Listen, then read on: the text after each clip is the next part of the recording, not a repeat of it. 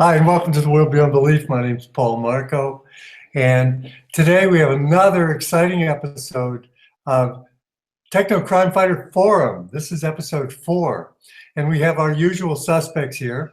We have Karen Melton-Stewart, we have Romola D, we have Dr. Catherine Horton, and Dr. Millicent Black might join us later and get involved in the conversation. This is going to be a particularly exciting episode, and you're going to want to pass it around on your social media, and you may want to download it because we have 3 important subjects all covered in depth here by our exciting team. So let me, for the details of what's going to unfold, let me turn it over to Romola D. Hi, Paul. Thanks so much for having us again, and well. What happened? You lost your sound. Hi, can you hear me now? Yes. Okay, brilliant. I don't know what I did. I thought I clicked the little microphone button, but it didn't really work. Sorry about that.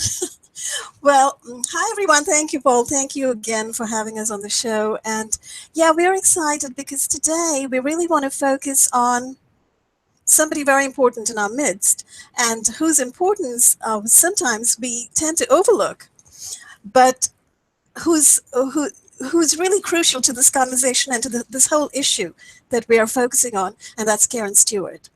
And I was very privileged this week to publish my article finally on Karen's situation, which she recently reported to the director of the NSA, Admiral Mike Rogers. Now, as everybody knows, Karen Stewart is a 28-year veteran of the National Security Agency.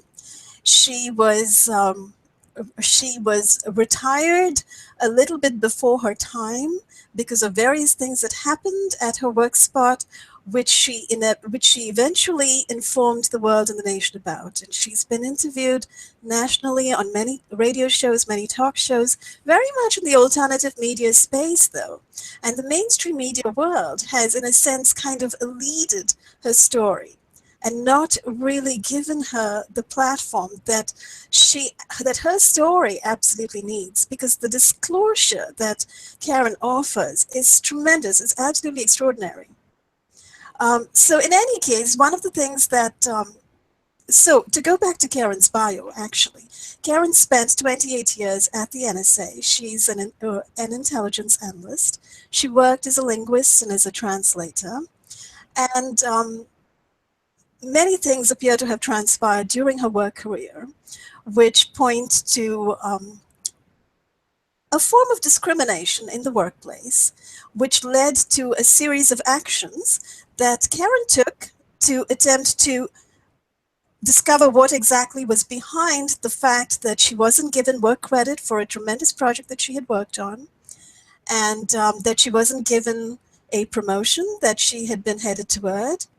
And just because she made some inquiries internally, and just because she approached the Office of the Inspector General, which, even on the NSA website, is termed as the main office to go to for anybody who works inside the NSA, to present any kind of complaint or query, anything related to fraud, waste, or corruption. So she followed exactly the protocol that she was supposed to do, and she made an inquiry, and shortly after that, it seems like, all hell broke loose internally. All sorts of consequences were unleashed on her. And the most extraordinary, the most unprecedented kind of consequences. She began to experience all kinds of harassment in the job, hostility in the workplace, and that began to follow her outside the job as well. She began to experience stalking, 24/7 surveillance, and so forth.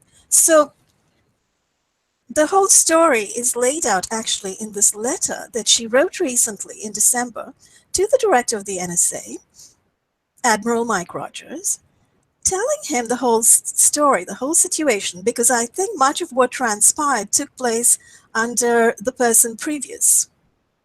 Keith Alexander, General Keith Alexander.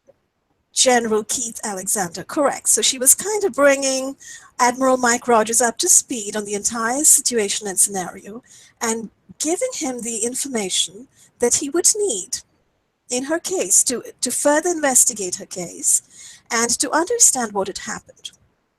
And she looked for a response from the Dernzer, Admiral Mike Rogers, and did not, unfortunately, get one. And so at the time of going to press, I did call the NSA and tried to get in touch with the Dernce's office and tried to get an update. And, you know, first of all, calling the NSA apparently is a big deal, because they don't really have, you know, telephone numbers on the website to say, call us and we're here to chat with you. So the only number I could find was the Office of the Inspector General, interestingly enough. You know, the office where people report fraud, waste, and corruption. So I called them and I explained what I was looking for. And I said, I want to talk to the Dernce. I mean, well, okay, I'd like to speak to somebody in the Dernce's office. You know, I'm not expecting to go to Admiral Mike Rogers immediately, but I'm hoping at least I can talk to his secretary or somebody on the staff. And so this guy said, okay, I'll put you through to this number, take it down. And I said, okay, great. And I took it down and I got put through. And guess where they put me through? They put me through to the press office, you know, the media relations office. And then I explained the whole thing. In fact, I explained the whole scenario, the whole letter. And I said, I'm looking for information on the status of this investigation. You know, what's been the response to this letter at the Dernce's office? And what is the status of the inquiry or the investigation that the Dernce is making into this case? So the guy over there listened to me carefully and he said, oh, I know exactly who you need to talk to. Here, take this number down. So I said, okay, and I took the number down, and I looked at it, and it was the OIG's office again. And so I called them, and I couldn't get through. Now they'd figured out what I was doing, probably, and I was on voicemail at this point. And then the guy at the media relations also said to me, you can go on the website and put in a media inquiry. And yeah, they've got a page, you know, for media. Contact us with a media query. So, okay, I wrote it out. I wrote out exactly what my query was, and I sent in a media query. And I got a response back, I think the next day, from somebody in media relations saying, hi, Ramola, what exactly are you trying to find out? What is your question? Are you trying to find out if there was a response to the letter? And actually, I had spelled out my question very clearly. But I wrote back, and I said, more than that, I'm trying to find out what the status of the investigation is in response to the letter. What is the response to the letter? You know, what's going on internally? Is there an exploration going on? Is there an investigation? Well, guess what? Guess what the response to that was? Nothing. That question fell into a void, and I have not heard back since from NSA Media Relations. So what could I do? I had to just go ahead and finish my article and you know, print it, and that's what I did. And in fact, I'd given them the date of publication and so forth. This didn't seem to faze them, right? So my hands are tied as far as I can tell. They didn't give me an answer, and I'm going to have to report that they didn't give me an answer, which seems to suggest to me that perhaps there is no answer, perhaps there is no investigation. And am I jumping to conclusions here? I don't know, but that's sort of how I read it. You know, they have nothing to report. Go ahead, Catherine. Gosh, sorry to interrupt, but I'm just burning to say a couple of things, because I think, Ramola, what you encountered, and I had to laugh straight away, because I was trying, as you probably know, I was trying to do the same here and talk to Swiss intelligence, and I talked to Swiss military HQ, and you know, I was trying to talk to the police, and then eventually I wrote up my experience, and especially talking to a senior guy in Swiss military intelligence. I realized that their method when they are asked questions is what I call the bullshit tango. So you have a direct question and they lead you sideways. It's like, let's go this way. And then you say, no, no. And they're like, okay, let's go that way. You know, and it's going in any direction, but the direction they have to go to. So I think that's terrific. And then actually anybody, because all people who will approach the police, all the victims will have exactly the same. And it shows you, it doesn't matter if you go to Swiss intelligence or if you go to the NSA, they all have the same protocol, which is the bullshit tango. And I encourage all victims, first of all, to go to my website, stop007.org, and go to the FAQ, because I've written up my experience of the bullshit tango and how to handle it. And I think you have mastered it perfectly. They sent you first to the press office and then back, and send us an email and then call back, you know, and it's like that. And at the end of the day, they thought the entire name of the game is to fob you off. And you said there is no investigation. And this is the beauty of it. There's no investigation on their side, but they just helped our investigation without noticing. Because if they do the bullshit tangle, instead of doing an investigation, it means that the problem is with them.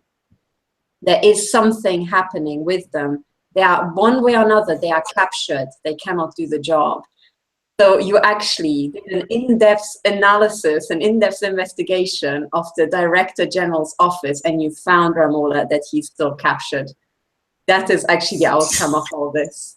He is still captured. And this is amazing because, I mean, I encourage everybody to go to Ramola's site, which is everydayconcern.net, and read the article. Like, click on it now, bookmark it, and read it after the show, because she has all the details. And actually, the evidence that Karen has provided is relevant for the entire world.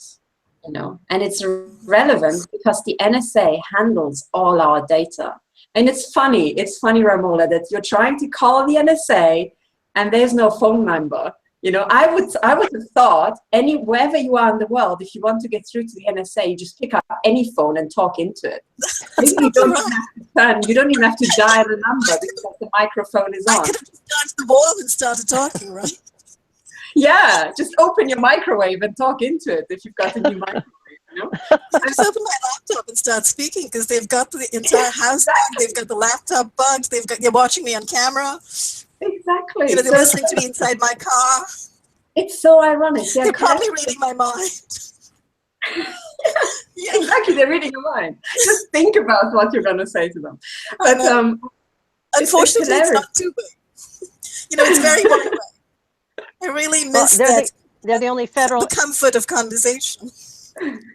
Well, they claim to be the only federal agency that listens. Exactly. They've got these T-shirts in the UK about GCHQ, and it says GCHQ always listening to our customers. It's pretty much the same. By the way, Karen, your screen is rotated by 90 degrees. Did you do that or did they do that? Oh, because you're sideways. Oh, I see. Yeah, it looks like you're going to step right off. That's it. That's it. Properly. By the way, all your websites are listed below. Oh, fantastic. Yeah, actually, if you don't mind for a minute, I'd like to just go to my website. I'd like to share the screen and just show that that article. How do I share screen? Which one is it? It's the green one. There. Okay. I just want to show you the article. It's right there. This is this. Yeah, this is it. And it's added to the description now. Great. So this is the story, and there's actually a couple things I wanted to talk about in the article, if you don't mind. One of them is, you know, as I was doing this article, I started to look around media on Karen's case, and actually I was horrified to find there was very little. No, we're not seeing it yet. You're not seeing it?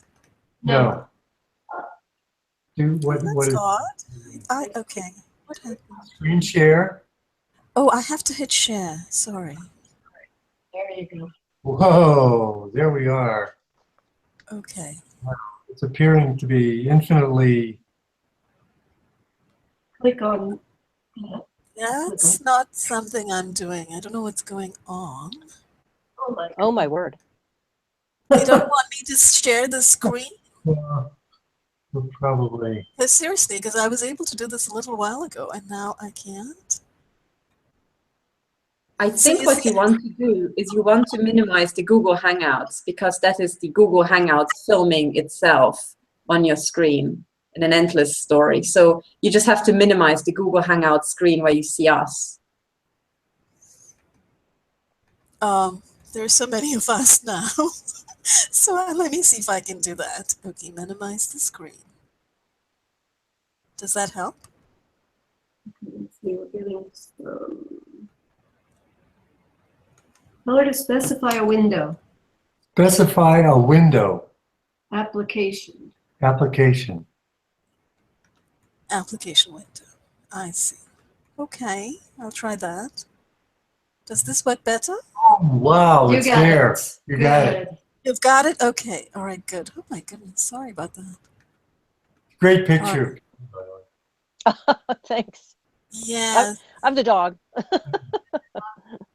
Well, so here's Karen and here's the dancer. So just for visuals.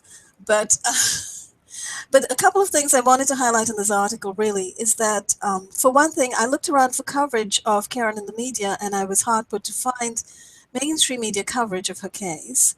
And, you know, I wanted to talk about that today a little bit because Karen is a woman whistleblower. As you know, Diana Ring from the NSA was and is, and Diane Rourke also from the NSA is. And, you know, we don't hear very much about women whistleblowers in the media. I wonder why that is.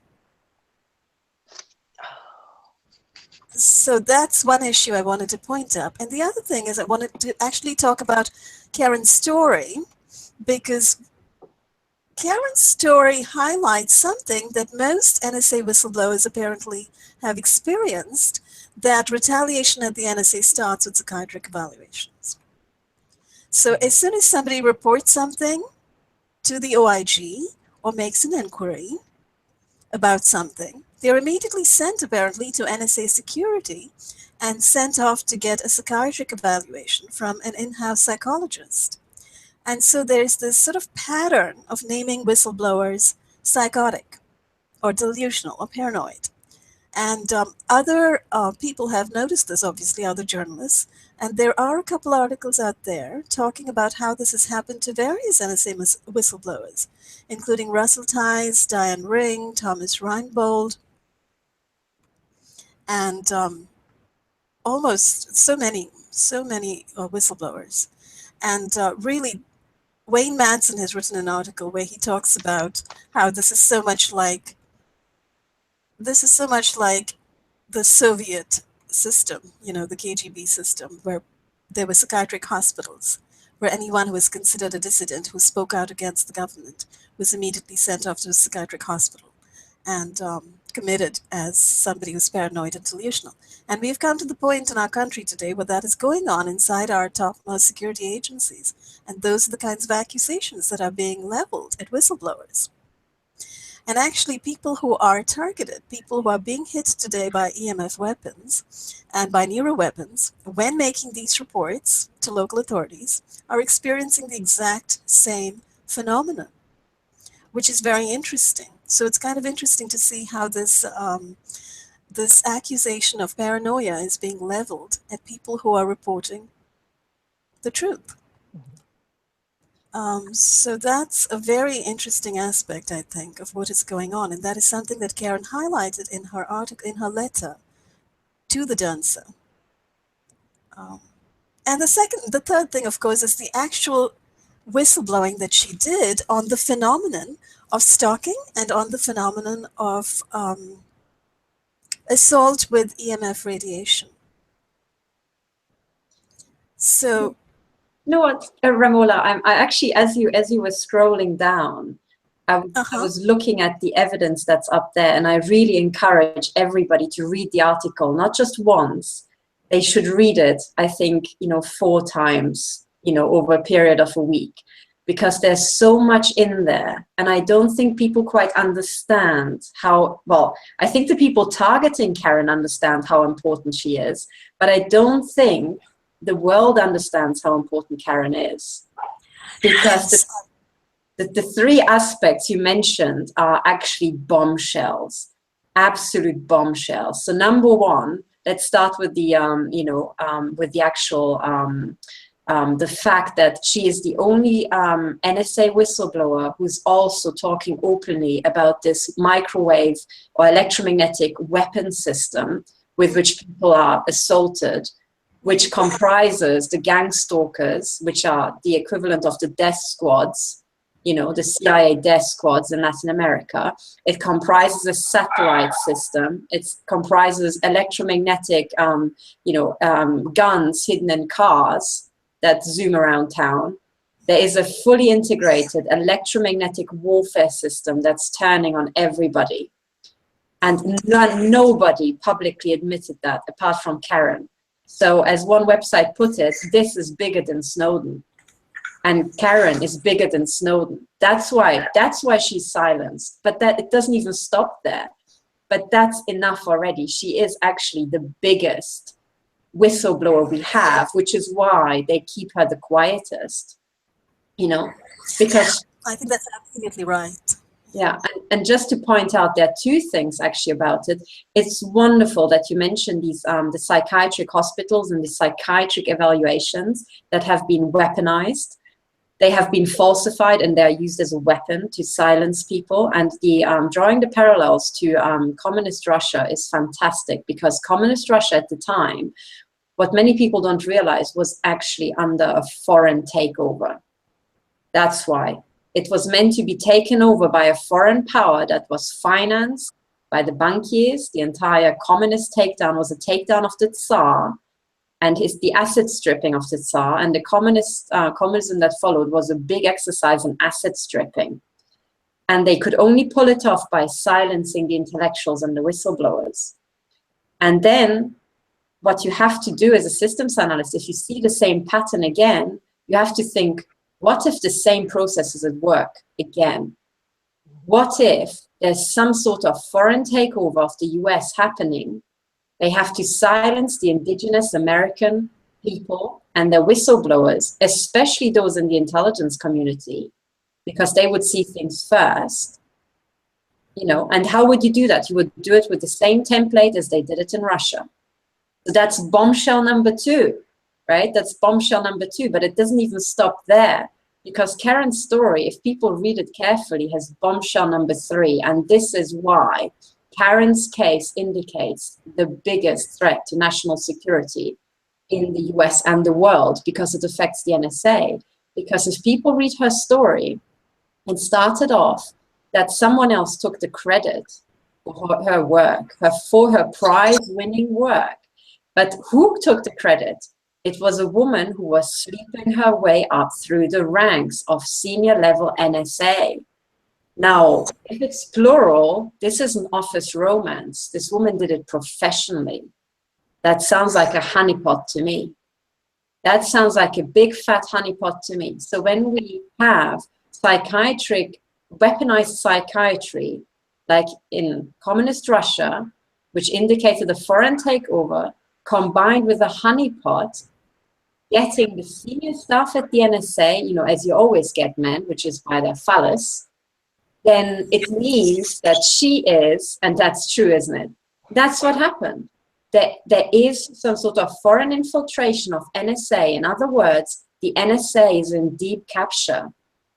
And if people read Karen's article, she also explains that NSA security was the problem. Everybody's afraid of NSA security because they were a nasty piece of work. Now, that means they were hostile. They were hostile. So if you're looking for why is the NSA in deep capture, by whom, and how they got there, Karen's story has it all. And this is why she's being assaulted with electromagnetic weapons. This is it. Yes, exactly. I just want to comment on a couple things. You know, when you talked about this woman sleeping her way to the top, I mean, who doesn't know that story, right? We hear it all the time in the general world of corporate office intrigue. But to hear from the NSA, what's happened is this woman has engaged in deep capture herself, because it wasn't just one person that was, we're not talking about one affair, one romance, you know, like, gosh, what's his name? The general recently. Not Petraeus. Petraeus, thank you. Yeah, that guy. So how he was let off. I mean, that's actually another story, because, you know, he was sharing classified information with this woman, right? And he got off so lightly. Whereas look where Bradley Manning is and look where Snowden is. So, so this woman is sleeping her way to the top. And so she's got upper management in her clutches. And upper management has got a stake here. You know, they're all tied up with her. So this whole thing of taking work credit away in this most incredible sabotage attempt, taking it away from Karen after she directed a huge operation a huge research project and produced a brilliant report that was acknowledged to be brilliant and acknowledged to be very useful, and then not getting credit for the report because somebody posited that other woman's name as the key author of the report, and then pushed her in for a double promotion and gave it to her, and completely sidelining Karen. And as soon as she makes, inquiries about it, she's completely suppressed, repressed, and oppressed, internally. So there's that, the fact that they were trying. And so when Karen actually made this inquiry, the other issue is the scandal was on the verge of breaking, right? Because this stuff was going to come out in terms of why was it given to this woman? What was so special about this woman? What were the connections there? And it sounds like pretty much people inside the NSA kind of knew what was going on. And looking at perhaps people on Karen's workflow would have seen what was going on and would have known, what was going on. So they didn't want to let that story out, right? That NSA upper management is so compromisable, so corruptible, and so usable. So they kept all that under wraps. It's actually, you know what? Sorry to interrupt. You're absolutely No. right. You put your finger right on the actual issue here, because the fact that they have been corrupted, this story has already broken. And it has to be remembered that Karen's report, the prize-winning report, saved lives. It saved lives, right? Now, she didn't get the credit for it. Someone else did. And for that to happen in NSA, where other people must have known, it shows that there are actually more people who are part of this deep capture. That's why they needed to get rid of Karen. And now they're physically assaulting her, somehow thinking that, the story about NSA being in deep capture will somehow just disappear if they just harm Karen hard enough. That is nonsense. They just drew actually, attention to this fact. But I want everybody who's listening to understand, especially the NSA who's listening, that this is really, really important now, because when this happened, and it still happens to Karen, remember last week, Karen was literally taken to pieces. She was microwaved in her own home. It's brutal. The police started stalking her just the last couple of days. Now that's outrageous. That's outrageous, but it's even more outrageous because she personally contacted the new director, Admiral Mike Rogers. And Admiral Mike Rogers should understand that now that the deep capture of the NSA is public knowledge, the world only has one question to the NSA. Have they solved it? And if not, when are they going to solve it? And Karen is the canary in the gold mine. As long as Karen is being microwaved, it means the NSA is in deep capture by a foreign power, by a foreign entity. Now that's bad. That's a national security issue, and it's a world security issue because the NSA pulls all our data. So where the hell is it going? If the Director General cannot stop the attacks, and okay, we have to admit, Admiral Mike Rogers started his job when, in December, or was it November, but fairly recently. So we should maybe, make allowances for the fact that it could be the case he just got into his office, and because it's the NSA, it's really high tech all around him, and he just doesn't even know how to make a phone call because it's so high tech. We have to admit he is, a bit older, and maybe he's struggling with technology. But if that's the case, then someone should discreetly go to Admiral Mike Rogers, discreetly explain to him how to make a phone call to his assistant so that he can stop the targeting of Karen Stewart. Because as long as Karen Stewart is being targeted, what this means to the world is that the most powerful spy organization that pulls all our data is in deep capture by a foreign power that is not a US entity. That's what it means. Yes, and there's something else. I'm sorry, I cut into what you were saying. Go ahead, Catherine. No, that's it. That's all I wanted to say, actually, Oh, by the way, go ahead. In a moment, I have to slink off because I'm talking to a Polish television as well. So maybe this is a good point because I'll let you talk about this. I just wanted to make this point, and I want to, I think we should make it to Admiral Mike Rogers himself, right? As an admiral, he should understand international relations, and it's certainly the international security situation. And advertising deep capture of his agency under his office to the world is a really bad idea right now. So I would just say to the NSA, who hopefully is listening, that they have to get their house into order by yesterday. And that means stopping the targeting of Karen Stewart. Otherwise, the entire world's going to be concerned of who exactly is running the NSA. Well, if we can get it stopped for me, we can get it stopped for everyone. There's no excuse.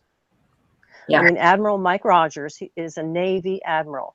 The Naval Security Group, which is called Silent Warriors because they deal with directed energy weapons, co-located with NSA a few years back. They are at Fort Meade, Maryland, along with NSA.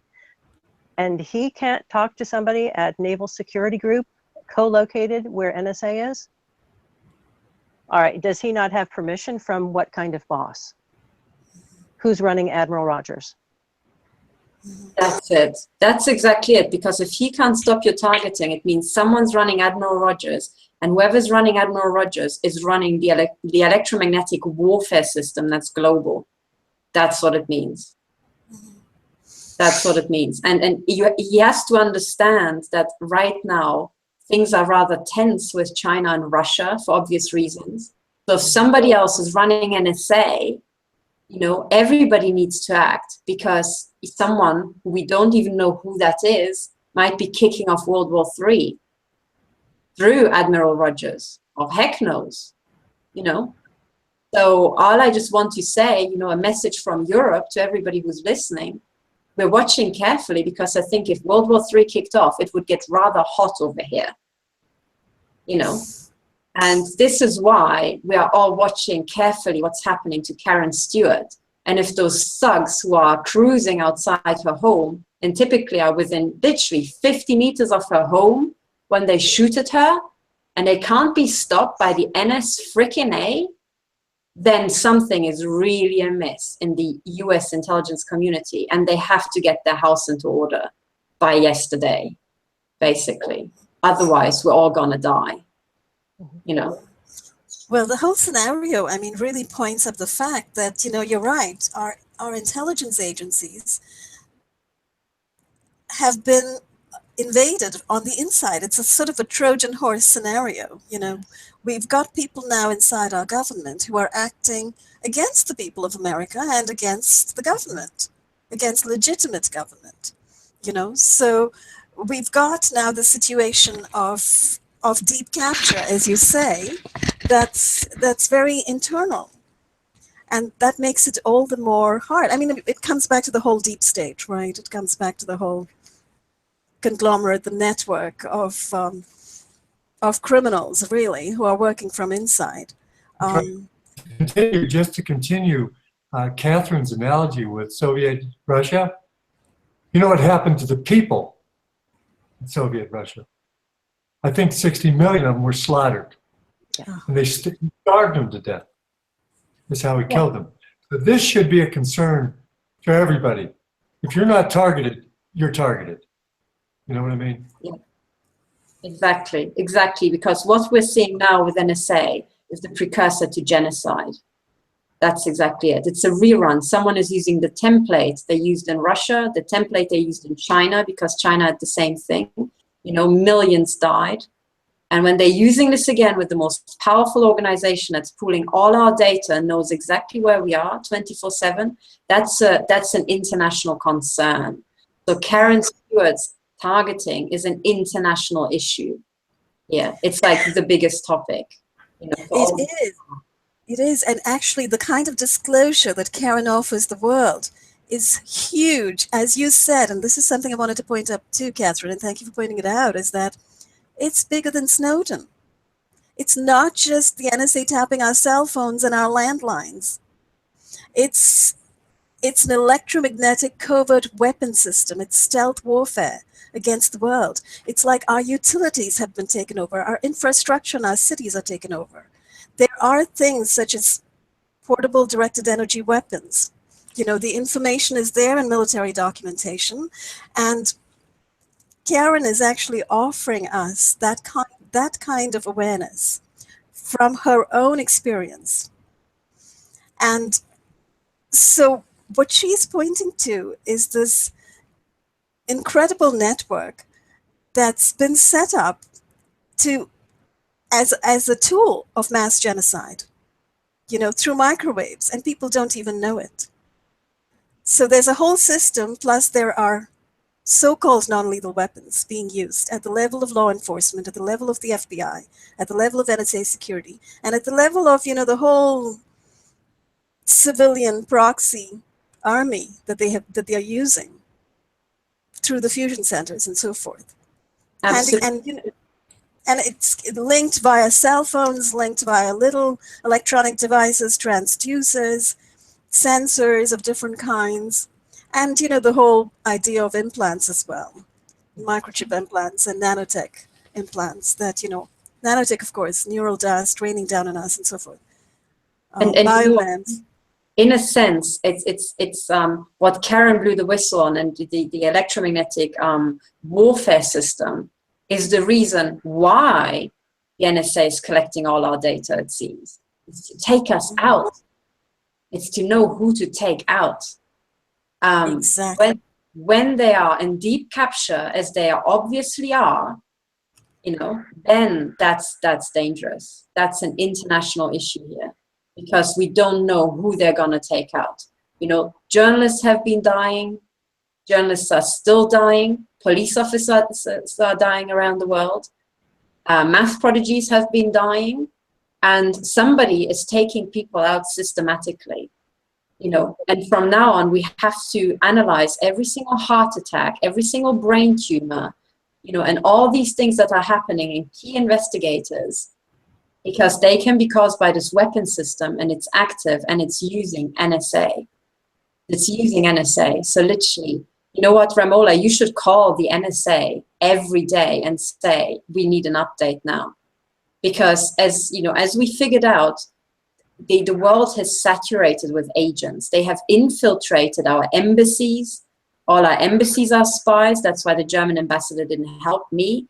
All the journalists seem to be spies and working for either the CIA or the other intelligence agencies. We don't have any journalists left apart from Euromola. We don't have any ambassadors left. We have to be our own journalists and ambassadors and start doing international relations, DIY, to solve this international crisis, because the people who are in charge of it can't seem to be able to do their job. And that's shocking. It is. Yeah. In 2009, I actually contacted Siobhan Gorman of the Wall Street Journal, and I told her what was going on. At that point in time, NSA, their own security people, were stalking and harassing me using the gang stalking protocol. And I talked to her about it, and she said other journalists had reported almost exactly the same type of stalking harassment by NSA. In 2009, she told me that. So it's incredible. NSA after 9/11, and this is borne out in other articles, basically started this protocol to stalk and harass and shut up people who might say something about 9/11 that they didn't want to be said.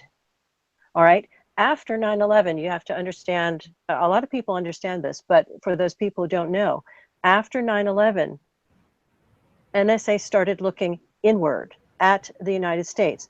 The NSA was originated in the 1950s under a different name, and I forget what name it was, but they became the NSA, and their charter is to look only at foreigners in foreign countries. They have no jurisdiction inside the United States. If a foreign bad guy would come to the United States for whatever reason, legally they had to inform the FBI, Joe Bad Guy is in Connecticut, so you take over watching him. They could not do it. If Joe Bad Guy was in Denmark and they found that he was talking to Bob Smith, who was an American, they were disallowed to record or report on Bob Smith's end of the conversation. So they were restricted to foreign bad guys on foreign soil. And yet, all of us are now being looked at as bad guys by the NSA that has no jurisdiction here. And I would point out again to people that if I were a foreign country and I looked at the United States with all of our power and all of our weaponry and the technology and saw it eating its own young, I would be very worried about that country, because if it wants to kill its own people for nothing, which is what it's doing, then it has fewer restrictions on wanting to go next door and kill your people, Canada, Mexico, Russia, China. So we are making ourselves a target by this type of abuse of our own people and our incessant obsession with developing preemptive weapons that will totally destroy the balance of power with nuclear weaponry. We are becoming a danger that cannot be ignored. Yes, and I think this is I think on one hand I completely agree, and this danger is emanating from the US. And the one thing I would like to say is that everybody should look at that, because something very similar has happened all around the world, because it's not just NSA. So today we're focusing on NSA, but I can say the same thing about MI6, about the BND and the NDB. All three of those I have experience with, sadly. They paraded in front of me what they're doing. And I can confirm that the deep capture of NSA is identically mirrored by what happened with MI5, MI6, the BND in Germany, the German Federal Intelligence, and here in Switzerland. And that's bad news, because it means that there's some sort of global deep capture by some foreign entity. So we better identify who these people are, what they want, and how we're going to clear them out of the system. And today is a wake-up call, you know, because your case, Karen, is the canary in the gold mine. If that cannot be solved, we're in for a very rough ride that we might not survive anywhere around the world. Because this is not a situation that can be modeled in any way. You know, we don't know. So clearly there's some sort of foreign entity taking over intelligence agencies, putting them into deep capture. But it seems to be so pervasive that it goes all the way down to the local level. It seems to have wormed its way into local law enforcement as much as national or international. And that's bad news, because suddenly you're looking at a situation whereby you don't know who your enemies are. It's a setup for an all-out worldwide civil war, right? And that's, no one can model that. No one can predict the outcome of that, because it means that at all scales, at the nation state scale, at the local scale, you pit people against people. And then, you know, personal interests take over. So this is not even like a world war anymore, because, you know, we have to remember most world wars were staged. It seems that this will be the first world war that will not be staged, which means it's totally non-linear. You know, everybody will start attacking everybody because they don't know who their enemies are. I think that's why they're keeping Karen alive, because the deep state's vulnerability is from people within. And they want to show that if you're within and you fail, we're gonna make your life hell. Yeah. I think that's why their only vulnerability is from within. If the police start policing and stop intimidating, if the NSA starts doing their job, which I'm not sure what their job is. Not anymore. Who knows anymore? Yeah. So yeah, no one knows really. So if people start waking up and realizing that they're working against themselves, that they're working against humanity, and start bailing, well, this has got to be an example to everybody. See what happens to Karen. She can't even sit in her house sometimes. She has to go outside and protect herself from these waves. They climb in trees and put energy weapons directed at her. I mean, her life is horrible because of what she's done. The wonderful thing that she's done. But Paul, you see, that is exactly the issue. They're trying to make an example of Karen. They're trying to say, look, if you whistleblow, if you speak out, this is what you're going to get. And they're trying to send a message to the rest of America saying, look what we can do, you know, Because basically what they are doing, and what the media also is doing, because, as you know, this is the collaborative media, complicit media, working hand in hand with the deep state. By their silence, they are striving to silence, discredit, and marginalize Karen Stewart, the most important whistleblower of our time, of our century, because she can give you the insider story about electromagnetic weapons that are currently being used on humanity. Yeah. She is being silenced for that reason, I agree. Yeah.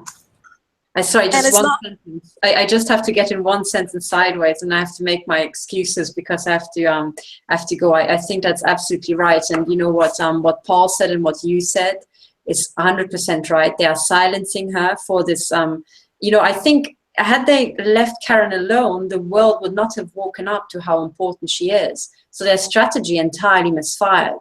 By doing that, they paraded the deep capture of the NSA to the entire world. They paraded the deep capture of even her local police force, so it must be pervasive. And they have raised the global alarm over the biggest threat to mankind by attacking Karen. That's correct. Across 2 states, Florida and Maryland. Exactly. And fitting everything together, unwittingly, these people have given us, they have given us the person from NSA who I think is certified by NSA to be the most honest person at NSA, because she has, I don't know how many lie detector tests that she had to take routinely at NSA, passing them with flying colors. So they certified her as the most honest person, and then they started attacking her, and now she actually told us what happened to her. That's a wake-up call for the entire world. So we all have to be watching carefully what's happening to Karen. And Admiral Mike Rogers better stop her targeting by tomorrow, because we're running out of time in this global situation here. It could get hot in a second, and this problem needs to be solved by yesterday. So if Admiral Mike Rogers could find the telephone in his office, if maybe the secretary could kindly point him to the button he has to press on the intercom to make a phone call, that would be nice. It would be globally appreciated. And it will tell them when they're pressing that button to turn off, the targeting, that they can press all the buttons at the same time. If they find the one button, they can press them all. Exactly. And don't, Admiral Mike Rogers, don't mistake it with the nuclear button. That might also look like it's not the one with the extra plastic covering that needs the key. Not that one. That's not the telephone. And turn it off, not on. Exactly. Anyway, I have to go, ladies. So, best of luck to you. Best. And Bye, thank you. Bye for now. Bye. Bye-bye, Kat. Yeah. There's so many aspects of Karen's story that, we could focus on, because, and maybe we should take a couple minutes to go through some of those aspects, because it would help show how NSA security was actually involved, and how Karen is offering incredible disclosure about them. For instance, go ahead, Paul, did you have something to say? No, I was just listening to you. Okay. So when one of the key aspects of her story is that, well, actually, I should start with Inspector General George Ellard.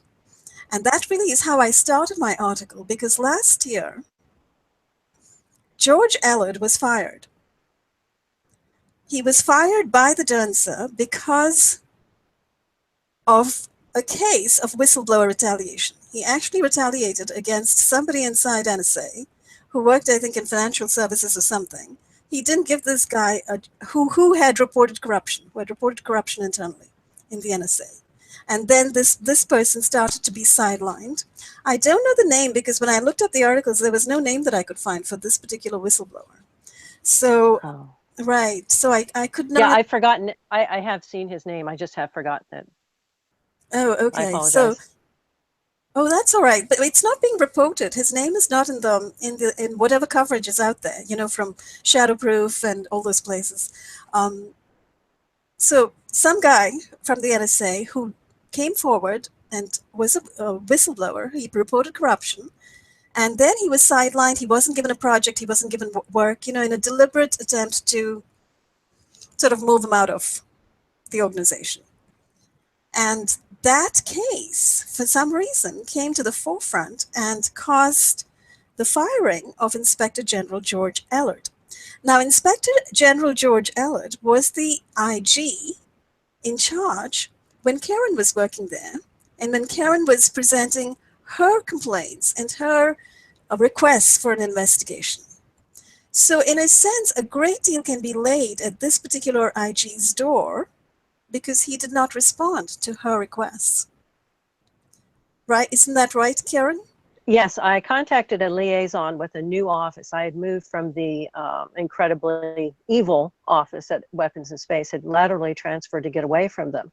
And when I felt safe, I contacted the Inspector General's office and talked to a liaison.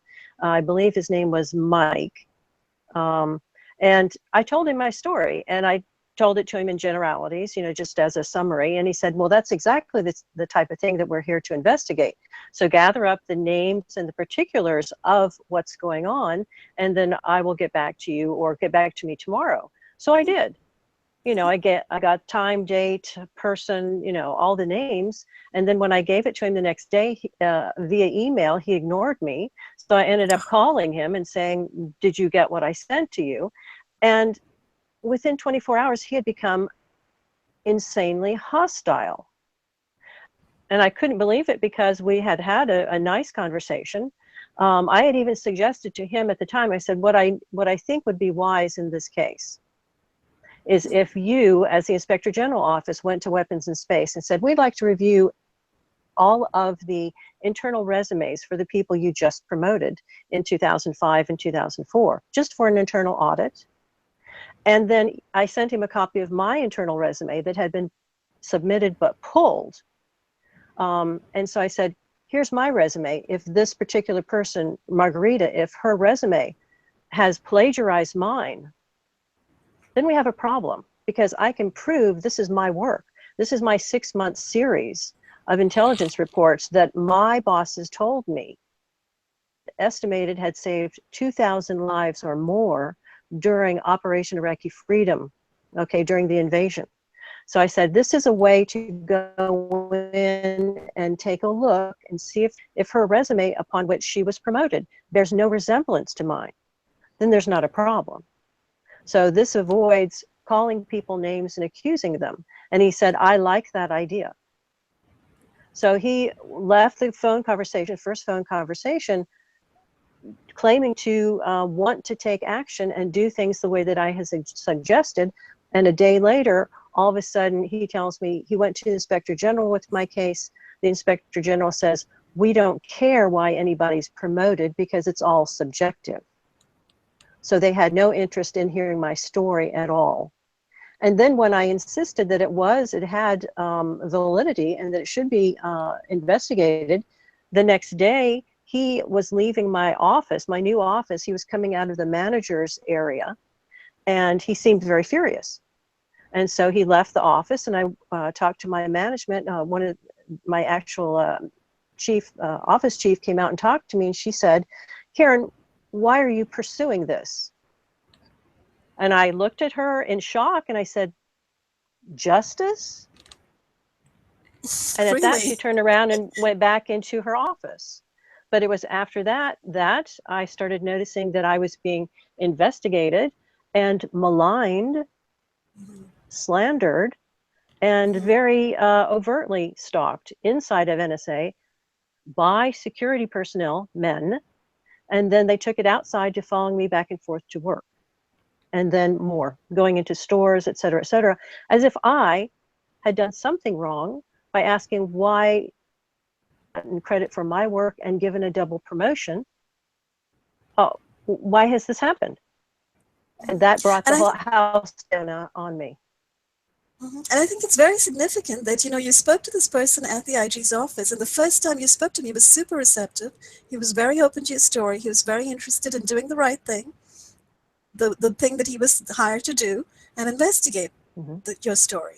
And then he goes to the IG, and the entire scenario changes the very next day. Dr. Jekyll, Mr. Hyde, what happened? Why is Yeah. this valid one day and not valid? And if they're not interested in promotion anomalies or trading sexual favors for promotions, why are they there? And the fact that your supervisor then turns to you and says, why are you exploring this? So it seems to suggest that there were people in upper management who were kind of keen to not let your investigation go forward. Now, right? she They had did been not- very nice. She had been very nice, but they obviously came in and threatened her because that was not her personality. Ah, very interesting. So it's very So you telling see- to me. Yes, very, very telling, because it talks about precisely what Catherine was talking about. This is deep capture. This is somebody who is exerting control, very obviously, inside the organization, right? And then the other aspect, too, how the stalking and surveillance begins inside NSA for you, and all of a sudden you're reported to the FBI, there's an FBI investigation, and you're sent down to take these polygraphs, and you're sent, and during the course of the polygraph, they really try to get you worked up so that the polygraph, which is supposed to be conducted, I believe, under calm and normal circumstances, didn't happen. It should be neutral. In fact, now they will give you a polygraph and a psych eval every, let's say, 5 years. They shoot for that, maybe 7 years, but they're going to try to reevaluate people to make sure they haven't been turned because they have a top secret clearance. All right, so NSA security throughout my entire career would advertise, and we're talking about posters and little campaigns to tell people who worked at NSA, if you find that you are outside of NSA and you're getting undue attention from people who look maybe like they're foreign, or they have an undue interest in your work, let us know, because you could be targeted by a foreign entity thinking that they could turn you. So do let us know, because we need to protect you and NSA. And yet, when I went to them and reported exactly the same thing, they said, oh, you're crazy, with no investigation whatsoever. And I had license plates, and I had images of people, and I had accounts of strange behavior. But for me, they weren't interested. Everybody else, but not for me. Yeah, and you kind of really pulled the rug out from under them, because at the time that they kind of demoted you, they kind of red badged you, right? And which is such a very strange NSA type thing to do, like when people are being harassed inside the NSA, they're being red badged, which means their clearances are being pulled, right? Your security clearance was pulled, which means the job that you were hired to do was no longer yours, according to them, and they moved you to a different office. They moved you actually to a travel office, something that you named a punishment job. Right. And the irony is that as you were working there and looking out the window, you would see the same people who were stalking you in Howard County, Maryland, in your neighborhood and in your community, the very same people suddenly wearing badges, blue badges and green badges, as either NSA security employees or NSA security contractors, and walking into the building to report for work at NSA security. Right. It was insane. I mean, that was stellar that you caught that. Well, and you know, the other thing that is stellar, Karen, about your case is that you are an artist. You are a caricaturist. So you were actually able to draw their faces down. There's some rule about not being able to take photographs. Is that correct? You cannot have a camera on NSA premises whatsoever. So you can't even... Karen just froze. Vehicularly. So when I started to see these same men getting in and out of their own cars instead of the cars that NSA gave them to use to stalk me, I started noting the license plates, and when I could, I started drawing their features so that I could show the police, you know, this guy in a beige Buick, here's the tag, here's his facial features, he's stalking me, can you investigate and see what's going on? So I was able to give images to the police that NSA did not expect me to be able to. Yeah, so that's absolutely brilliant that you were able to do that. Because, and you've given me a couple of those images, and they're in my article, so people can see that, can see those images in the article of these people who were pretty much stalkers, and then actually turn out to be working at NSA Security as either contractors or employees. Undeniably, they were reporting to the security building.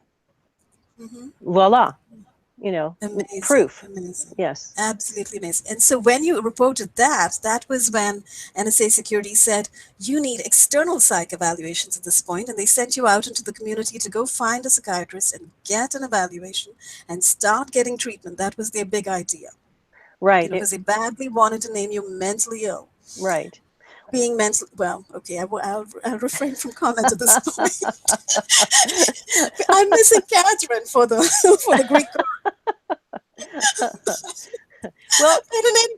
Well, in any case, they sent you out. Yes. Go ahead. No, I was going to say they had stalked and harassed me from 2006 when I reported the incident to the IG, and stalked me until early 2009, and they were obviously getting desperate to provoke me, because I was telling my friends what was going on, and I was telling them, you know, these people are either corrupt or they're the stupidest people on the face of the earth, because, you know, when you work for NSA, you have to take a polygraph and a psych eval, like I said, every 5 years. So are they so very stupid that they can't read their own psych evals that tell you somebody's crazy and delusional and they allow them to work there?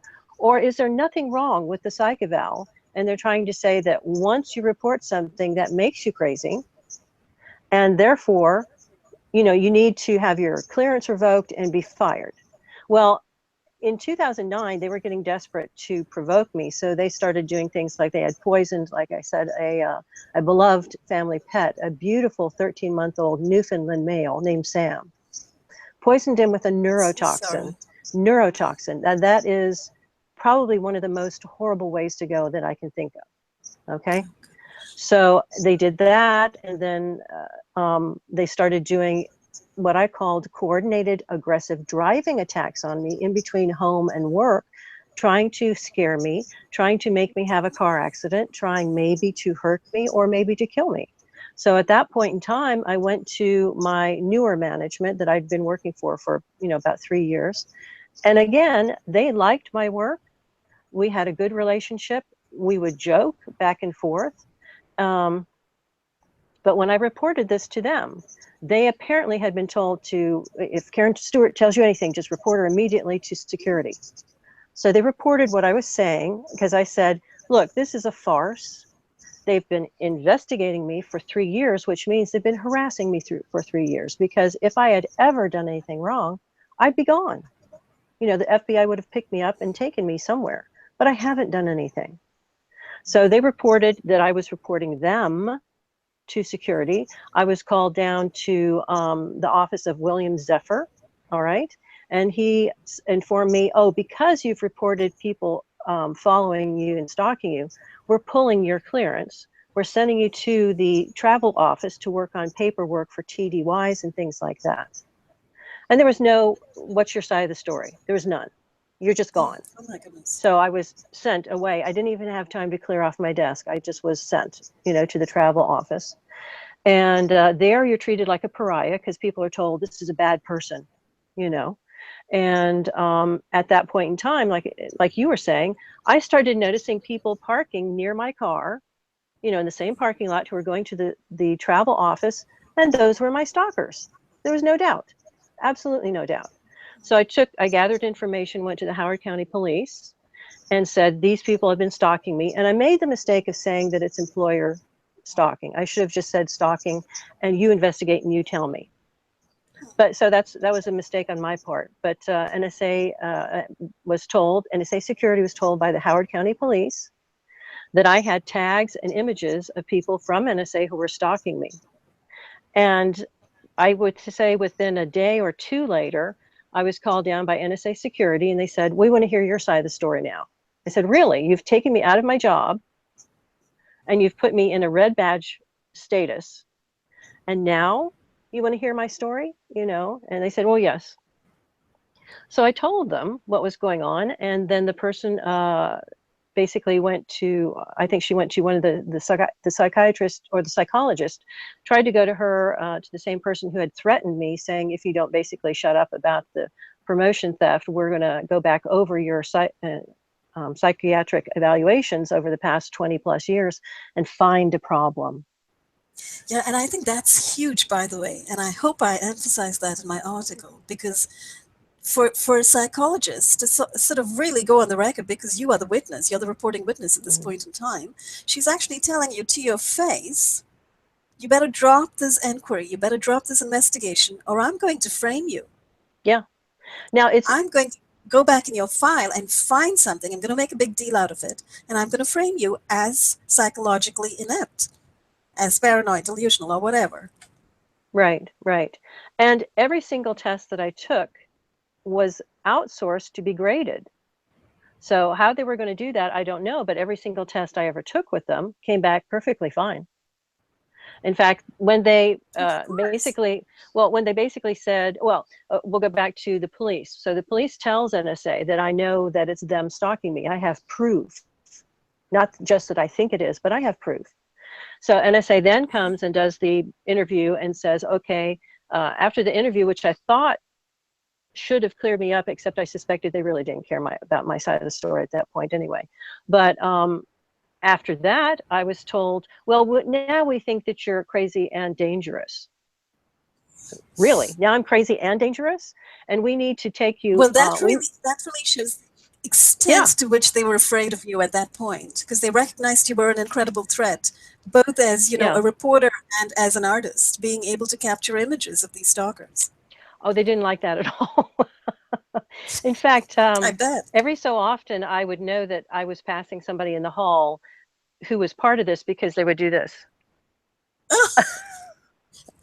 They just, and you know, you're like, you know, we don't need FBI biometric recognition with you around, Karen.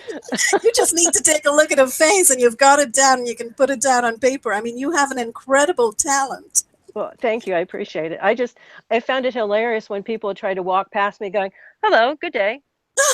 Like, you know, like, oh, that's normal. Right. Protecting their privacy, huh? But yeah, and so at that point they told me I was crazy and dangerous and I was going to be put on admin leave, and that, oh, by the way, you need to see a psychologist or psychiatrist and tell them that you are paranoid and delusional so they can treat you for it. And I said, you know what? I will hire my own psychologist, but I'm not telling them that I'm crazy and delusional. I will let them decide that themselves. What I will tell them is that I'm being illegally harassed by my employer, who is making false psychiatric accusations against me. And they were furious that I even said that to them. Well, of course I said that to them. And so I did go, and the gentleman I chose, thank God I chose well. And he's a senior psychologist and very much in demand for legal cases. And I spent several weeks going to him, talking to him for over an hour. And he said at the third session, I think third or fourth session, he leaned across the table and he said, Mrs. Stewart, if you were paranoid delusional, I just might have noticed by now. So now let's talk about the abuse that you're being put through. Yeah, really, that is the point, isn't it? You were being put through an extreme amount of abuse. You were being traumatized in the workplace. You were being exposed to hostility in the workplace. You know, discrimination based on your work credit being stolen, etc., etc. So I think it's interesting that they use the word crazy, because crazy is a psychological term. Psychologists don't use crazy. It's a legal term. It's a legal term. Oh, interesting. And it's also interesting that they actually told Karen, tell the psychologist that you're paranoid and delusional. Yes. Or the psychiatrist. Tell the psychiatrist you're paranoid and delusional and that you need treatment. I mean, what absolute nonsense. Is that what patients do when they visit psychiatrists? Hello, I'm paranoid. Can I have a drug? You know, so I mean, what were they thinking? Clearly, NSA security seems to have totally lost it at this point. You know, they were completely like flailing about, trying to frame Karen in any which way possible. and failing miserably and kind of advertising their idiocy in the process as well. Well, so I do think they're idiots, but the problem is, just like if you have a gorilla in your house, that's not exactly a genius of a creature in your house, but he has a lot of power. So when he flails about, he can cause damage. But so these people are basically gorillas. That's true. And this is called abuse of power. And that really is the core of the story. You know, both in your case, sort of at the micro level, and, you know, in all our cases at the macro level. Because what they've done to you, they are literally doing to us. Yes. You know, and this whole phenomenon of the TI, the whole TI phenomenon is simply an extension of what's happening to you. It's an extrapolation. Yes. You know, so I actually got an email after, I think, doing your article, Cher Zeev, and you had done articles on me. And I got an email that said, and it was from someone I'd never heard of before. And the man said, if you keep, first of all, he said he was a TI, which I don't believe now at all. But then he said, if you keep quiet, I can protect you. Oh my. And I was stunned, absolutely stunned. So I wrote him back an email and I said, even if I keep quiet and you can protect me, I said, what good does that do all the rest of the people in this situation? I said, no. I never heard from him again. Oh my, Karen, this is why you are a hero. You are a national hero, and you should be celebrated as a national hero because you are somebody who is standing up and speaking out. And that really is what I want to emphasize, that, you know, what you bring to the table is extraordinary. And even though, you know, it's like we're living in the twilight zone at this point in time, because of mainstream media and because of deep capture of the mainstream media, so there is no larger awareness of what you are exposing. But within us, within our sphere at this point in time, and anybody who is watching us speak at this point in time, we know that what you're doing is tremendous. And seriously, we all thank you for standing up for the rest of us. Because we don't have your voice. You are somebody who's worked from, you know, you are someone who's speaking out as a voice of authority, a voice of influence, someone who's worked from inside, you know, the nation's most premier security and intelligence agency, and you're able to speak out about this, having had, you know, 20 years of experience with weapons in space and so forth. Mm-hmm. So your voice carries a great deal of weight. And in fact, I want to move on in the story. So at this point where they send you out to get a psych eval, and you come back and your psychiatrist says you're mentally sound, and in fact you have previous psychiatric evaluations that say you're the most stable, the most emotionally and mentally put together person that they've ever encountered. And this was the head of Security Psych Services, right? He was the former head. He was the former head of Security Psychological Services, apparently when they weren't in deep capture. Mm-hmm. But he had done a baseline on me in 2005, and they started attacking me in 2006. But he had stated that to me, and he said that I was one of the most stable mentally and emotionally that he'd ever met, which I had never expected him to say. But yes, that's wonderful. And you also, I have also looked at letters this alarmed Dr. Dina Wyszynski, and I'm saying her name because she's been in the news before. She's the one who threatened me, but this alarmed her. And I think that's why they went to all the trouble they did to try to set me up and harass me for several years, trying to push me out. Because I had just had right. that evaluation. So how are you going to say somebody has changed from being very stable to being wholly and totally unstable the next year? No, they had absolutely no leg to stand on. They were sort of grasping at straws at that point in time. Right. They were desperate. And, you know, they weren't able to prove anything whatsoever. And then shortly after, it sounds like there was you kind of, they also, well, you got fired pretty soon after, right? After that, you were terminated. Well, what they did was they put me on admin leave March 13th, 2009, and then stalked and harassed me until about mid-July, when I actually got out and talked to the proxy stalkers and told them what was really going on. And then they started having problems with the proxy stalkers. They had been meeting every week at Phelps Luck Community House. And then all of a sudden, after I talked to several of the people, told them the real story and told them, check with your NSA friends. because if you don't know NSA people, you have friends who know NSA people. Because people in the rank and file knew those were my reports. They knew it. Of course. And I was yeah. told by several friends, they said, oh yeah, everybody knows those were your reports, Karen. And nobody understands what happened to you or why. It doesn't make sense. So it was only managerial lies that said somebody else had done the work. But I told these people, I said, you check what I'm telling you with your friends. And then I noticed at the Phelps Luck Community Center, maybe 2 Saturdays, maybe 3 Saturdays, they had police called to break up fights inside of the community center, one of which spilled out into the parking lot.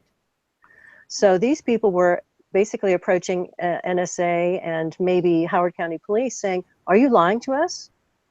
Is this person being persecuted for being a whistleblower? Or is she some terrible person like you told us? And it wasn't working. So July 12th, all of the stalking stopped dead cold for 5 years, And I sued NSA with the Equal Employment Opportunity Commission. It accepted the lawsuit, and it's on, unfortunately, it's sitting on docket right now. And then in 2015, when I had my lawyer subpoena corroborating evidence showing that NSA executive Eric Hageman had actually indeed burglarized my home, taken keys, and bugged the house, that is when NSA sent people down to Tallahassee, Florida, where I had moved, to organize yet more stalking harassment. So, and I've been stalked since April 2015, ever since. Yeah, it's absolutely incredible. And they also started using directed energy weapons shortly after. They had InfraGard in Tallahassee under the FDLE, Florida Department of Law Enforcement. They had InfraGard dupes stalk and harass me 24/7 from April 2015 on. And then in late November 2015, they introduced the electronic harassment, and they have been using that ever since November 2015. I think they got frustrated, like, she's not intimidating, so we're just going to kill her. Yeah, and you know, as you know, I reported earlier on that article where you had actually you've taken incredible recordings, you've gotten great equipment, you've gotten great meters, and you've taken recordings of these pulses of EMF coming in and hitting your person. And you took these recordings to the sheriff's office, I believe, right? And in Tallahassee. And Tallahassee Police. And so you showed them. You actually showed them physical evidence of electromagnetic harassment. And what did they do? They just blew you off, right? They did not even acknowledge it. Right. I've been complaining to them, and I learned in paperwork that they started calling me crazy in December of 2015. So they were blowing me off immediately. And it took me 2 or 3 months to get equipment that I could record, you know, take an iPhone and record what the meter was doing. And so I showed it to a few deputies, and they said, we don't know what that means. I said, do you understand red is a danger zone and maybe the needle shouldn't be there? And they were like, okay. And I said, well, you've got Florida State University in Tallahassee, Florida. You've also got something called the MAG Lab, which deals with, guess what? Electromagnetic radiation. I said, why don't you go to these experts and have them interpret this for you to tell you that this is dangerous? And they wouldn't do it. They refused to do it. The Leon County Sheriff's Department absolutely would not do it. They had made their assessment that what I was talking about, they didn't understand. Therefore, they weren't ignorant. I must be just crazy.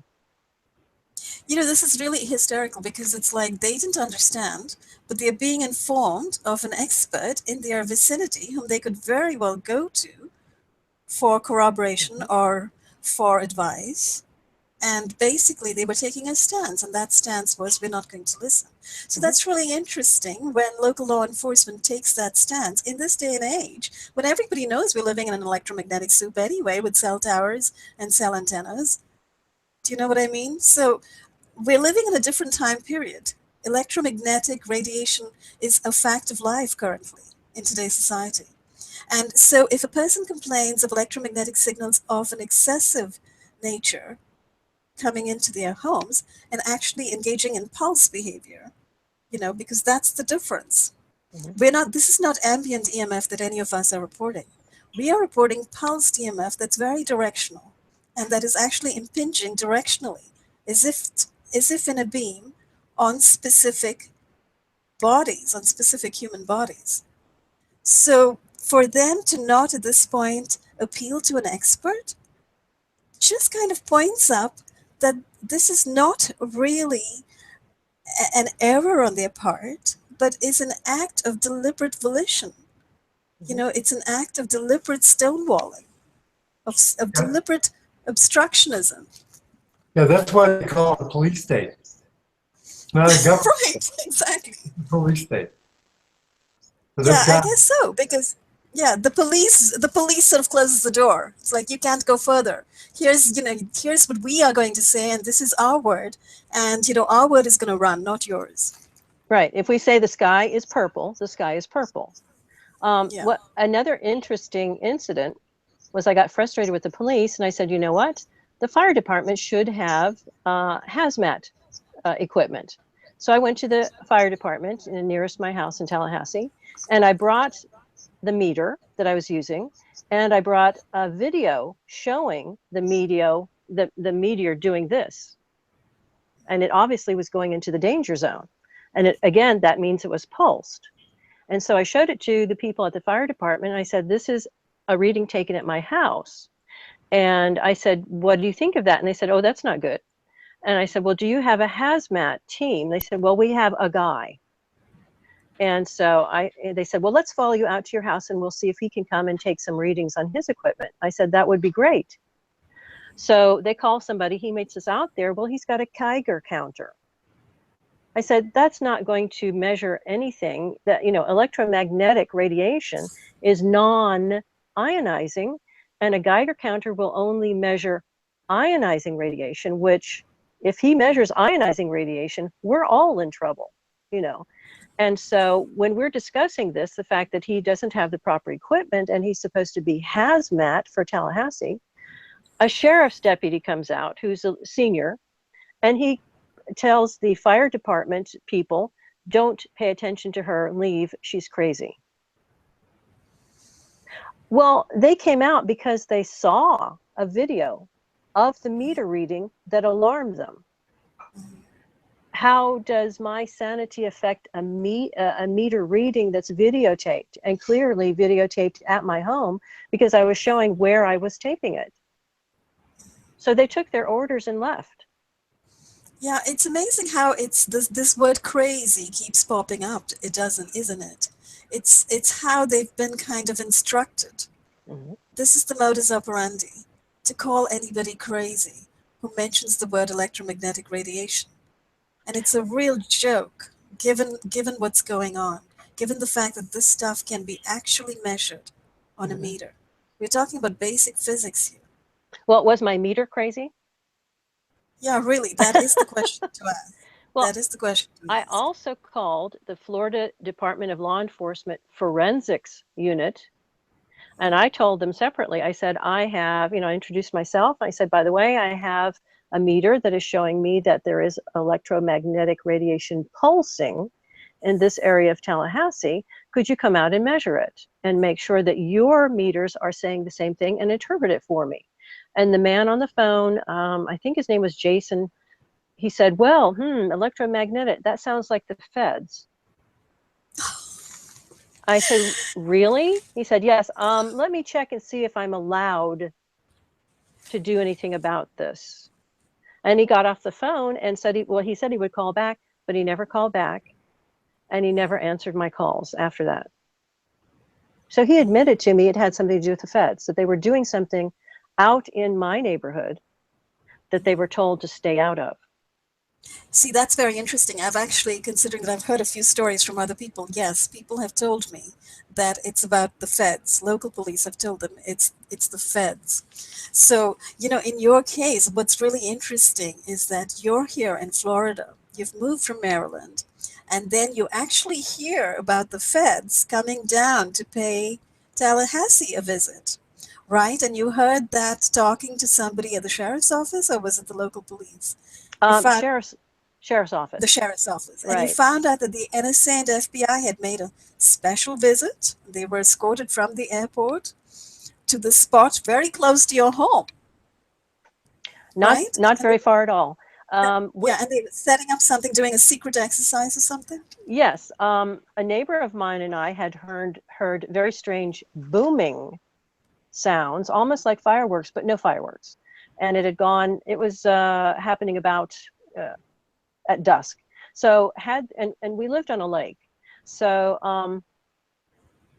if there had been fireworks, we'd have seen lights, but we saw no lights. And so at one point in time, maybe a day or two after, I called the sheriff's department at her house using a speakerphone so she could hear.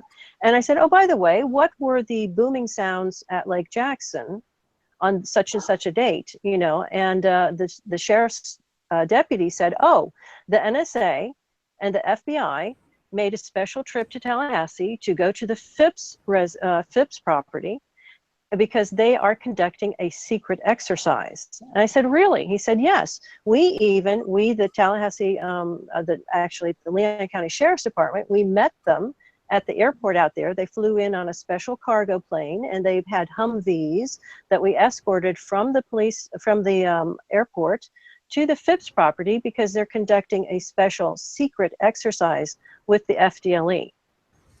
And I kind of smiled at that point because I knew the man had no idea what he had said to me. And his name was Jeff Cannon, Deputy Jeff Cannon. But he confirmed what I was telling the neighbor. I said, those sounds, in my experience from Maryland, they use those sounds like the military does to signal the commencement or the cessation of an operation, that they don't have to use a phone or a fax or any type of messaging that can be intercepted and proven. So they just use some type of sound that most people have no idea what it is, but those informed know what the signal means. So it was a day or two after that I noticed that I was being stalked and harassed by civilians. Now, I had been photo stalked by what turns out to be Navy personnel from Pensacola who had worked at the Naval Security Group, aka Silent Warriors, because they dealt with directed energy weapons. So I knew there was a Navy connection. At that point, I found out that the Naval Security Group had its headquarters moved to Fort Meade, Maryland, to be co-located with NSA. So very clearly, they were working together. And I would say that's probably the source of the directed energy weapons that were given out to InfraGard and what looked to be criminal gangs.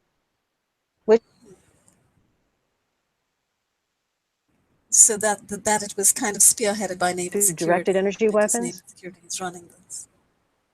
Drug addicts, murderers, rapists. Isn't that lovely? Really so terrible. like I said, that was incredible that the man admitted that to me. And after that, I wrote up what is more or less a FOIA for the state of Florida. It is called the Sunshine Act. And so I made a detailed request of the Sheriff's Department as to whether they were working with any feds at all in a project that had anything to do with me.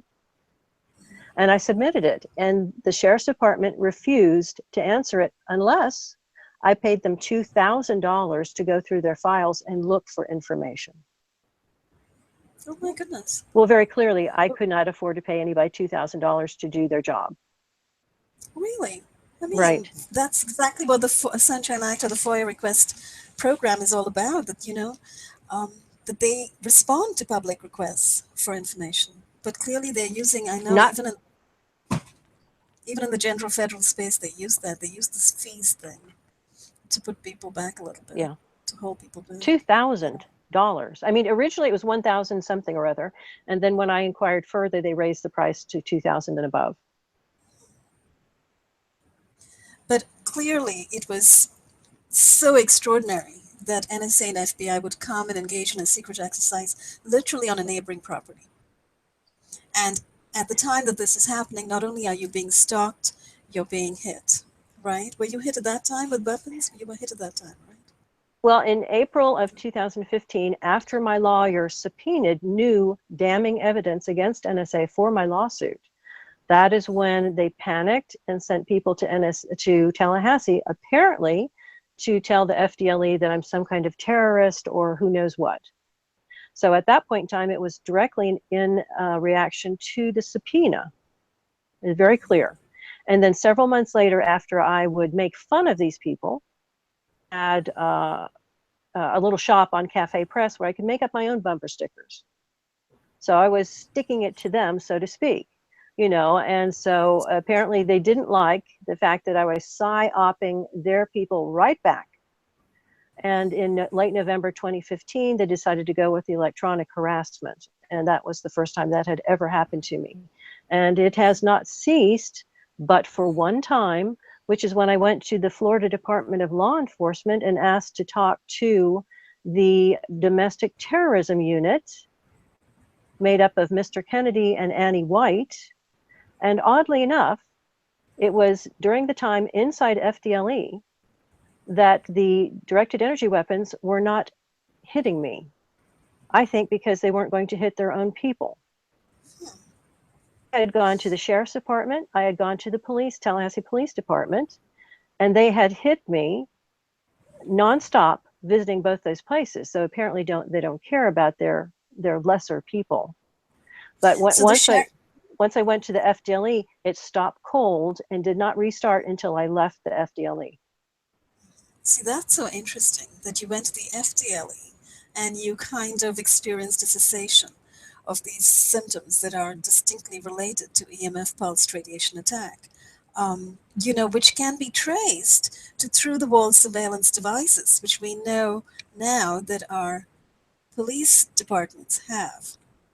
This through-wall radar that they can just point through the walls of anybody's home and literally see everybody in there through the use of microwaves. And this actually relates to Kellyanne Conway's famous remark about microwaves being used as cameras.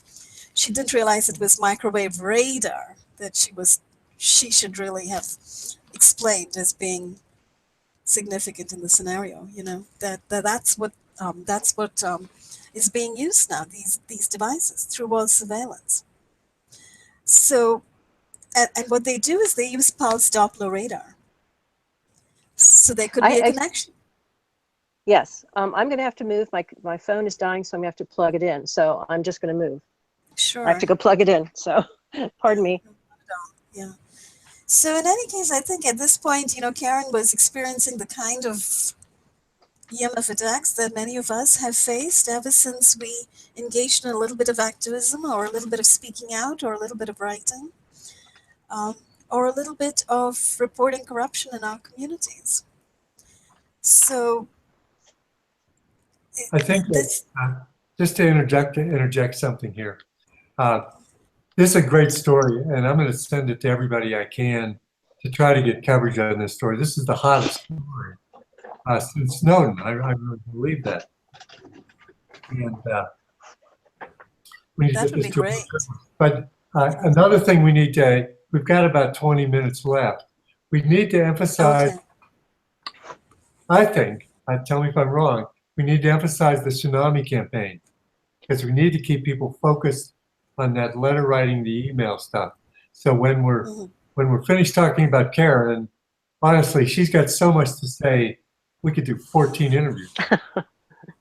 Yes, absolutely. I think we haven't really done a focused interview on Karen, and this has been great to actually go through and talk about different aspects of her experience.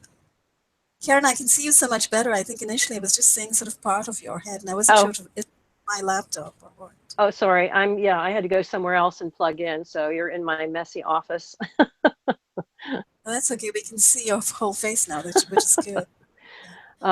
Yeah, we can talk about the tsunami campaign, which I think is brilliant. I mean, Catherine came up with the idea, and we are trying. I mean, people make a point, well, I've written to these people before. And my emphasis is, yes, some of the very same people that you've written to probably will get these letters from us. But it's a concerted effort. They can blow away or blow off one person writing them. But can they explain why 10 people have, or 20, or 100? you know, and as Catherine puts it, and there's at some point there is a liability when you ignore your constituents. I mean, you can say one person wrote me and so I didn't believe them, so I did nothing. But what if 20 people write you?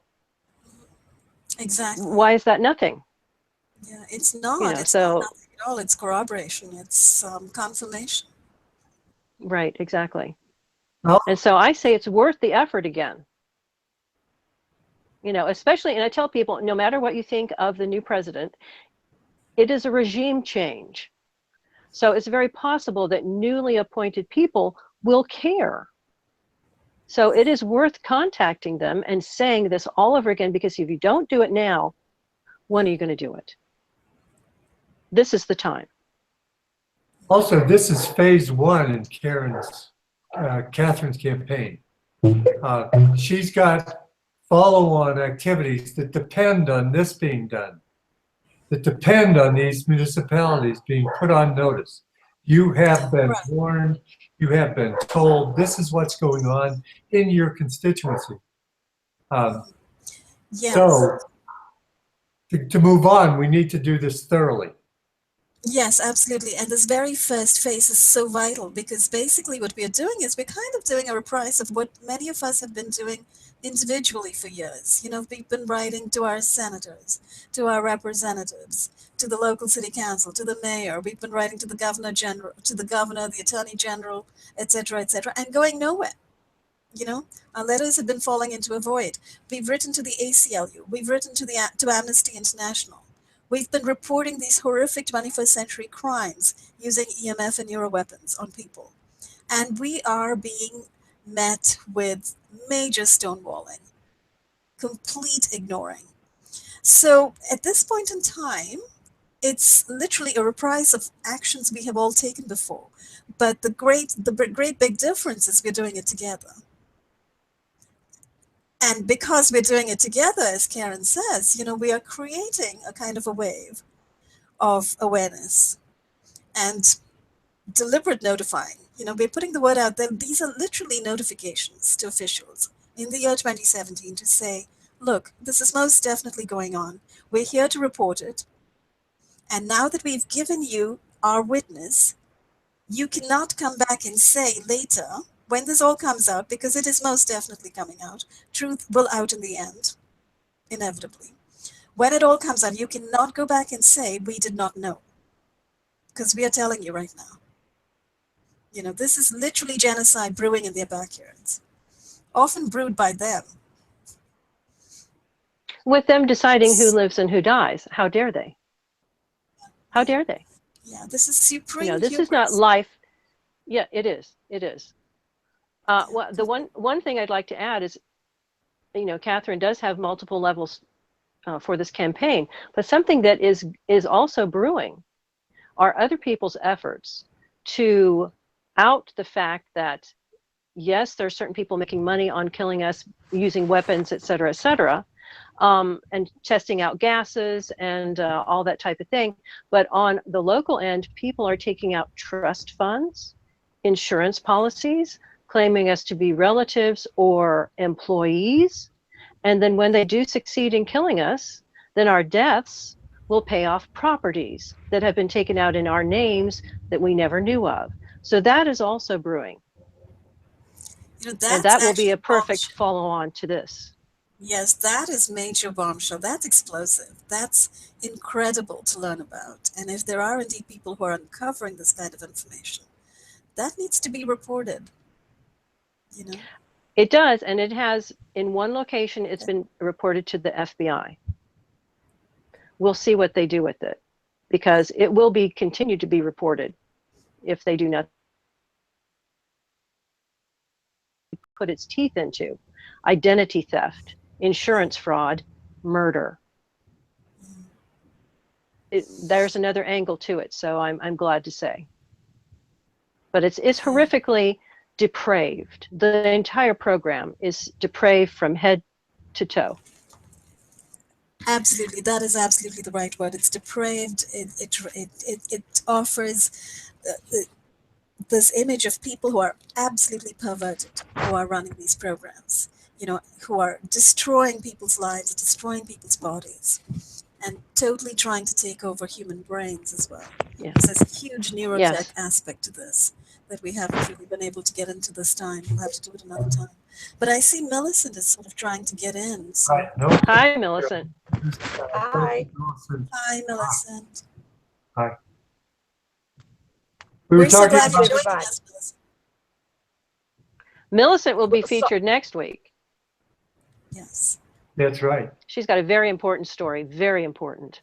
Yes, and I'm working on it currently, and I apologize, I'm taking forever with it, but it's a very complex and a very interesting story, and it's also a story that will really point up the horror of what is going on, of how people are using this technology, often classified technology, and exploiting it and exploiting human lives in order to test out this technology, to experiment with it, and to operate it for nefarious ends, for literally means of personal vendetta, personal retaliation, and personal manipulation of somebody else's life.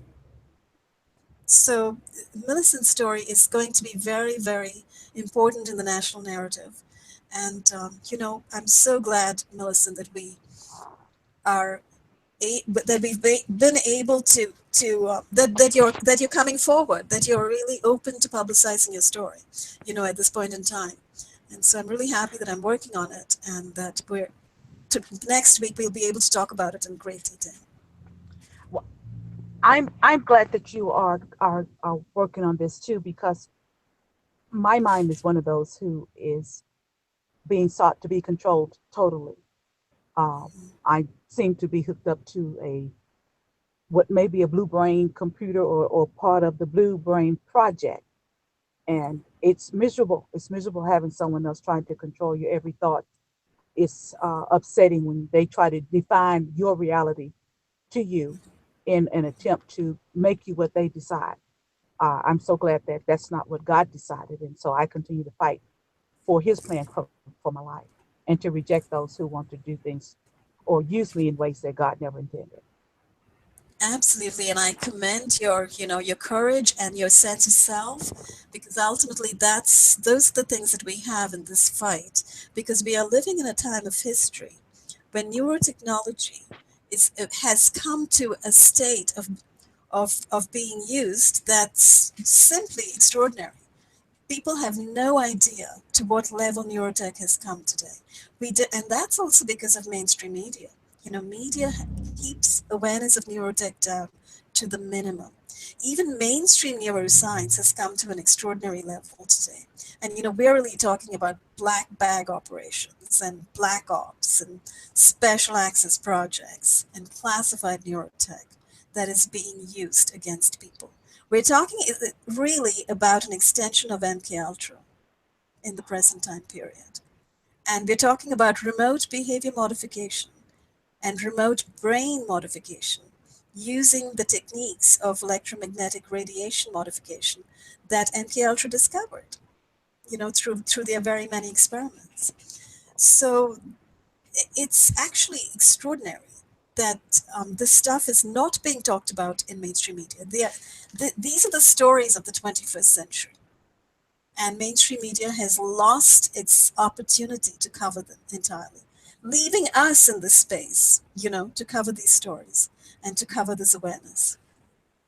I think it's interesting that we have Karen that shows a look at the deep state, from the deep state. And we have Millicent, who's telling us she's been undergoing this for so long. She's like a historical reference, all the way back to the Tuskegee experiments and how they've been suffocating us down through the years. She gives a historical perspective. I think that's her piece, in addition to what's going on with her today. That's very true, because there is a continuum here. And I think the very fact that these kinds of experiments are being carried on today is because of the precedent that's been set for themselves, by the DoD over time, happily experimenting on whole bodies of citizens, whether it's people in the military or, groups of citizens who just happen to be living near army bases or naval bases or whatever, that's where you see these experiments being carried out. A group of scientists, and that's the story, I think, of the plutonium radiation experiments. Right, Millicent? That's Because we were right. talking about Oak Ridge, and that's Tennessee, right? The area that you come from. That's exactly right. I am in Middle Tennessee. Um, and what Oak Ridge is in West Tennessee, East Tennessee. However, it has a big um, association with Vanderbilt University Medical Center, who is also written up in the book entitled "The Plutonium Files," that was written by I an know author well. named Coleman. Right. Um, Oak Ridge is constantly involved in research projects with Vanderbilt. So me being a former employee of Vanderbilt and also suspicious that they are well, I do know, I have it in black and white that they are also using me for research subjects, and it's dual, and that's what's so cruel about it. It becomes a dual project. Yes, I know. And this is exactly right, because your experience and your research, because you've kind of figured out what's going on in your case to a great extent. Your research really points to the complicity of universities and the complicity of hospitals. I think with the plutonium radiation experiments, it was Oak Ridge Hospital, right? There were like 19 patients who were injected with plutonium at Oak Ridge Hospital. And that whole town was sort of called Plutonium Town or something. Um, and that came out much later. And this was all at the time of the Manhattan Project, because that town, I think Oak Ridge, the Knox area, was taken over by these scientists working on the Manhattan Project. Right. There was also a case that came out in 1995. Vanderbilt University Medical Center had actually been um, involved in a class action lawsuit where they had given radioactive cocktails to 900 pregnant women to see how the babies developed. Those children were born with different kinds of developmental disabilities, and they've just followed them through their lives, much like the Tuskegee syphilis experiment. Uh, Many of them died, many of them had cancer, most of them had some disability or another. So the case was actually brought by the mother of one of those children, and then they pulled in the other ones into a class action lawsuit. It was ran by Leif Gabrazian Bernstein out of San Francisco, California, but it hit the Nashville newspapers in 1995. Wow, that is just an incredible story. And that just shows the lengths to which these mad scientists are going to. They don't care, whose lives they destroy. They don't care how they do it. There's no issue of ethics. There's no issue of morality. And that's really what we are seeing in today's time. That's really what we are seeing with this entire program, where people are simply being experimented on in the most grotesque ways. And when you trace back what exactly might be happening, where do we go? We find trauma-based mind control, and we find MK-Ultra. Exactly. So I'm looking at the time, Paul, and I'm wondering if to the end of the hour, is that? Yeah, I was kind of letting you go because this is the most important thing on YouTube right now. And this is the only place you can get it, right here. Yeah. I'm going to send this podcast to different people who consider themselves journalists and challenge them to do journalistic endeavors on this because we're exposing so much here. But we should wrap it up today. Why don't we do all your websites are listed below. So if anybody wants to contact you guys or look at your website, you can just go below here. But why don't we go around and have final statements or goodbyes or whatever you'd like to say, and then we'll sign off for this episode of Techno-Crime Fighters Forum. Go ahead. Do you want to start, Romola? Sure. Yeah. Thank you so much for having this. And, I'm glad we were able to do this focus on whistleblower retaliation and on Karen's story in particular, because I can't emphasize enough how important Karen is to this cause and how necessary her voice is and how essential her voice is. And also to point out once more that Karen Stewart although she is a whistleblower who is completely marginalized in mainstream media, is completely the focus of our attention in alternate and independent media, because we recognize that Karen Stewart is bigger than Snowden. Because what she's pointing to, what she's able to bear witness to and give voice to, is precisely the experience of thousands of people in the US and around the world who are experiencing remote access and remote influencing technologies through electromagnetic radiation and through neurotech and through implantation and so forth. And these are huge, huge bits of disclosure. And it's astonishing and absolutely shocking to me that mainstream media is not covering it. But in any case, you know, it offers us the space to begin to cover and to expose this, and that's what we're doing. So I'm really, really grateful to Karen. I can't emphasize enough. Thank you, Karen, on behalf of everybody in this Well, thank country. you. Thank you. Yeah. You know, without people basically risking their necks to give us forums, then voices in the wilderness don't do anything, you know, if they're not heard. So I thank you, Romola, Sherziv, Paul, Dr. Marco, and many, many other people I can't name, but thank you for providing the venue from which we can speak. My feeling is we get out of this year. I really think so. And we get out together. And that's what it's all about. Yes, that is what it's all about. And that's what our global email campaign is about, trying to notify public officials around the world. Yeah, it's very important to create forums. And I do thank Paul as well for this forum. And I'm very excited as well that Millicent is working with us and that she's here today. And because her story is going to blow everybody away, because Millicent's story will offer insight into so much of this program, so many different aspects of it. And Millicent is an extraordinary person because not only is she someone who has experienced this and is a survivor, is a very strong survivor and a brave voice, she's also an incredible researcher. And she's pointed us in the direction of so much information, and we are eternally grateful to her for that. Because she's making this whole thing come apart, you know, come alive. And she's bringing it into the light of day. So, thank you. Okay, Millicent, would you like to say something before we sign off? I've got a final thing to say, but Millicent? Well, I do want to apologize for coming in at such a late time. However, I had a conflicting appointment and I thought I could get in sooner, but it just didn't work out that way. But it's just a pleasure to be working with Romola. It's an honor to work with someone of Karen's caliber and her willingness to actually blow the whistle on what else is happening behind the scenes. She's able to bring so much more light to what we can't see, information that we would never know, except that she would be able to point us to it. So I'm just glad to be a part of this team of investigators. We're honored. We are honored to have you here. I'd also like to say that starting, I don't know, this week or next, Romola D is going to be interviewing whistleblowers, not just whistleblowers, but targeted individuals. And we're going to be bringing them to the forefront, and hopefully we'll be posting them not only on Romola's YouTube channel, but also Pinecone Utopia.